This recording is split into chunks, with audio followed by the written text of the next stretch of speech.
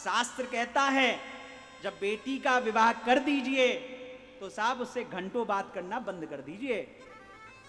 उसके ससुराल में क्या चल रहा है फोन पे पूछना बंद कर दीजिए। और बेटियों का भी ये धर्म है, इकलौती बात नहीं है, बोले बेटियों का भी धर्म है, विवाह हो जाए उसके बाद अपने मायके में दखल देना बंद कर दे।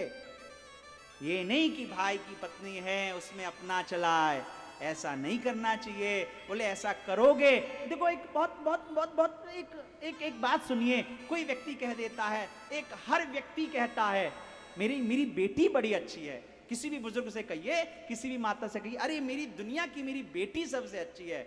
वो बेटी सबसे अच्छी है। कब तक अच्छी है? बोले जब तक उसकी बेटी है तब तक तो बड़ी अच्छी है, जब किसी की बहू हो गई तो बड़ी अच्छी नहीं रही। क्या ऐसा संभव है? एक ही व्यक्ति किसी के लिए अच्छा हो गया और किसी के लिए खराब हो गया, ऐसा संभव होता है क्या? नहीं, ये हमारी सोच का अंतर है। ये सब नारद जी कह रहे हैं। बोले देखो कैसा समय आ गया, क्या हो रहा है, क्या चीजें चल रही है। इस तरह की स्थितियों को देख करके उनका मन बड़ा परेशान है। और सत्य कहूं, आप सबसे एक ही प्रार्थना करूंगा, कृपया परिवार को परिवार की तरह ही चलाइएगा। परिवार में तभी विघटन आने लगता है जब हम लोग परिवार में दूसरों का सलाह ज्यादा लेने लगते हैं।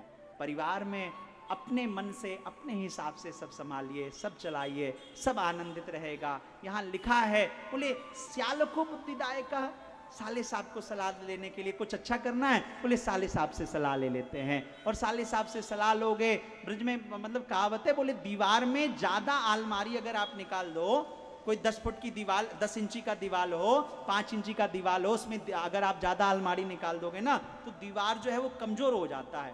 और अगर घर में ज्यादा साले साहब का सलाह ले लोगे तो जो दो भाई हैं ना, दो भाई जो मिलके व्यापार कर रहे होंगे, दो भाई जो मिलके परिवार का, वंश का नाम बढ़ा रहे होंगे, वहां विघटन आ जाएगा।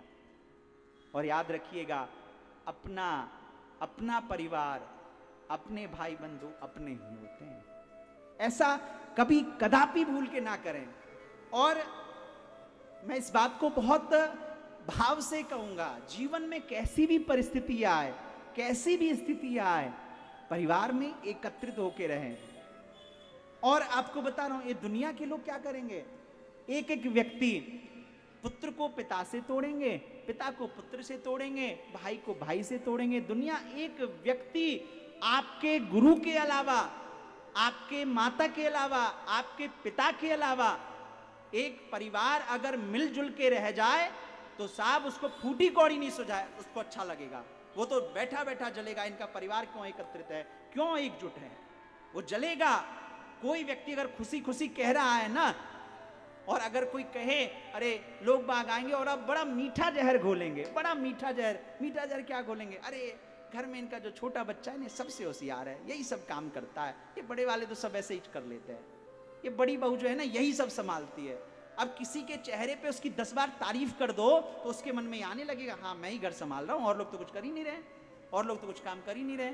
तो फिर वहां से जो है व्यक्ति के मन में ईगो में आने लगता है। इसलिए प्रयास करिए कि एकजुट रहिए, एकत्रित रहिएगा। कहा गया है जहां सुमति तहां संपत्ति नाना।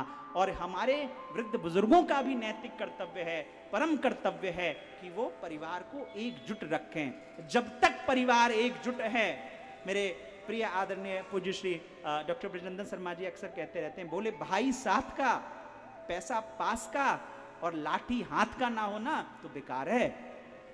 एटीएम में लाख पैसे पड़े हों, अब एटीएम काम ही नहीं कर रहा, पैसे क्या निकालोगे आप?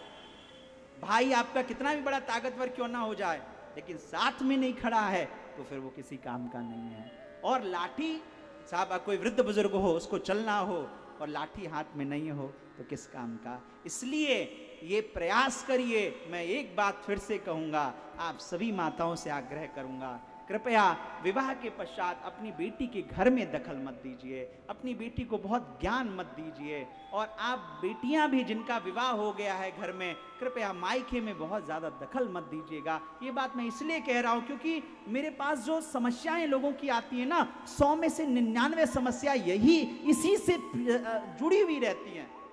इसी से जुड़ी हुई रहती हैं, इसलिए ऐसा मत करिएगा। एक बार श्रद्धा से मुस्कुरा करके बोलिए राधे राधे।